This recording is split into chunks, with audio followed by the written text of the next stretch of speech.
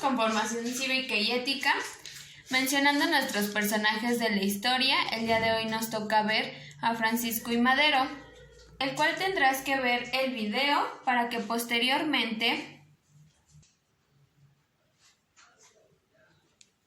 podamos contestar nuestras preguntas de la biografía de Francisco I. Madero. Recuerden que la deben de imprimir y guardar en su folder de evidencia. Por hoy sería todo. Madero nació en 1873 en Parras, Coahuila, en el seno de una de las familias más ricas e importantes del norte de México. En París, donde realizó estudios de peritaje mercantil, descubrió a los 18 años el espiritismo, que asumió desde entonces como su guía ética.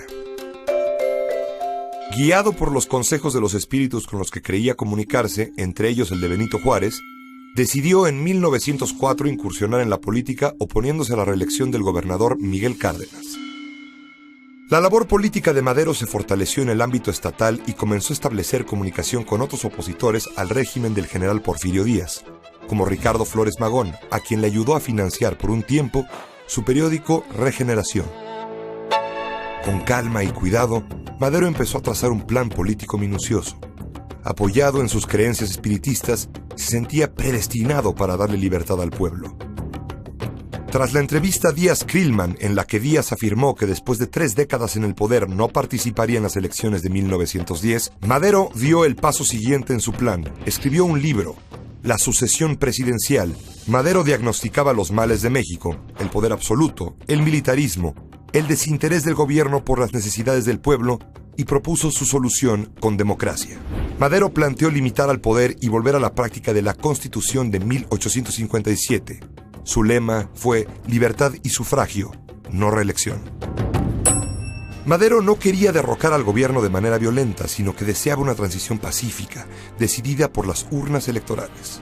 Pero su visión cambió al conocer personalmente a Porfirio Díaz. Se dio cuenta entonces de que aquel hombre no cedería el poder y solo una revolución armada terminaría con la dictadura.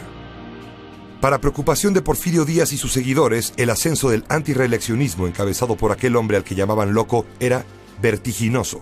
Comenzó entonces la represión contra los maderistas y el propio Madero fue detenido en Monterrey, acusado de conato de rebelión y trasladado al penal de San Luis Potosí. En la cárcel recibió noticias del triunfo fraudulento de Díaz en las elecciones y escribió, con la colaboración del poeta Ramón López Velarde, su manifiesto, El Plan de San Luis, que convocaba a una sublevación con fecha precisa, el 20 de noviembre de 1910. Madero consiguió escapar de la prisión y ya en territorio estadounidense publicó su plan. Llegada la fecha señalada, entró de nuevo a México. Aunque no lo sabía, poco a poco comenzaron a aparecer focos de insurrección, especialmente en el norte del país. En febrero de 1911, atacó la ciudad de Casas Grandes, donde resultó herido levemente. Las batallas se multiplicaron con importantes triunfos para los revolucionarios y a principios de mayo consiguieron tomar la fronteriza Ciudad Juárez. Este hecho señaló el momento en que la dictadura de Díaz cedió, y el día 21 de ese mismo mes se firmaron entre gobierno y rebeldes los tratados de Ciudad Juárez. Como se estableció en ellos, Porfirio Díaz renunció unos días más tarde y partió al exilio. El 7 de junio de ese mismo año, Madero hizo su entrada triunfal a la Ciudad de México, donde lo aclamaron 100,000 personas.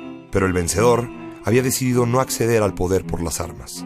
Permitió que se estableciera un gobierno interino, encabezado por el porfirista Francisco León de la Barra, y accedió al licenciamiento y desarme de las tropas que le habían dado el triunfo. Ambos resultarían graves errores.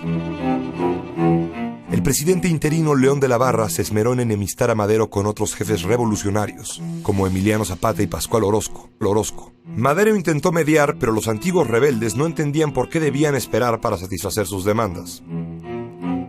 En noviembre de 1911, tras unas elecciones ejemplares, las más democráticas de la historia de México, Madero finalmente llegó a la presidencia. Pero su alianza con otros revolucionarios se había socavado, y casi enseguida Zapata lanzó el Plan de Ayala y se rebeló en su contra. El gobierno de Madero duraría apenas 15 meses, que transcurrieron bajo la oposición del Senado y la Suprema Corte de Justicia, y la animadversión del embajador de Estados Unidos, Henry Lane Wilson. Incluso la prensa, que había despertado apenas a la libertad de expresión, encontró en Madero el principal blanco de sus ataques, caricaturas y burlas. Su hermano Gustavo afirmaba que la prensa muerde la mano que le ha quitado el bozal. Pese a todo, durante el gobierno maderista hubo avances importantes en el ejercicio de las libertades, construcción de caminos y carreteras, y en la pluralidad legislativa, con una Cámara de Diputados electa libremente. No obstante, la prensa alentó un sentimiento continuo de agitación en la población, ambiente favorable para el golpe militar en su contra que estalló el 9 de febrero de 1913. Durante 10 días, a los que se les conoce como la Decena Trágica, el gobierno combatió a los militares rebeldes, teniendo como campo de batalla a la propia Ciudad de México, que sufrió grandes destrozos. Félix Díaz y Manuel Mondragón, que encabezaban el ataque, se refugiaron en el edificio de la Ciudadela. Madero entregó el mando de la plaza al general Victoriano Huerta, quien se había distinguido en el combate a los orosquistas, para que se enfrentara a los sublevados. Pero Huerta tenía su propio plan, y pronto entró en comunicación con Díaz y Mondragón. Sus ataques a la Ciudadela comenzaron a ser sospechosamente poco certeros, y al mismo tiempo sacrificó soldados leales a Madero. El 17 de febrero, mientras continuaban el bombardeo de la ciudad, Gustavo Amadero, el hermano del presidente, descubrió que Huerta estaba coludido con Félix Díaz y Mondragón y lo arrestó personalmente. Llevado frente a Madero, Huerta juró su inocencia y prometió ayudar al presidente a restablecer la paz. Madero tomó una decisión suicida. Le devolvió su pistola a Huerta y le confirmó el mando. Huerta consumó entonces su traición. El día 18, Madero fue hecho prisionero después de la balacera en el Palacio Nacional. Mientras tanto, Huerta invitó a comer a Gustavo y lo aprendió. Ese mismo día, el hermano del presidente fue asesinado cobarde y brutalmente en la Ciudadela, después de haberlo dejado ciego.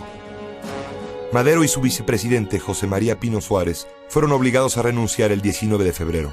Pedro Lascurain, su sucesor, fue presidente por apenas 45 minutos antes de dimitir a favor de Victoriano Huerta.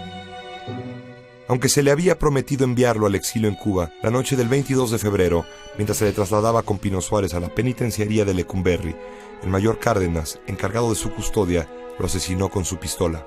Al día siguiente, el gobierno de Victoriano Huerta afirmó que Madero había muerto en la balacera que siguió a un intento de rescate por parte de sus partidarios.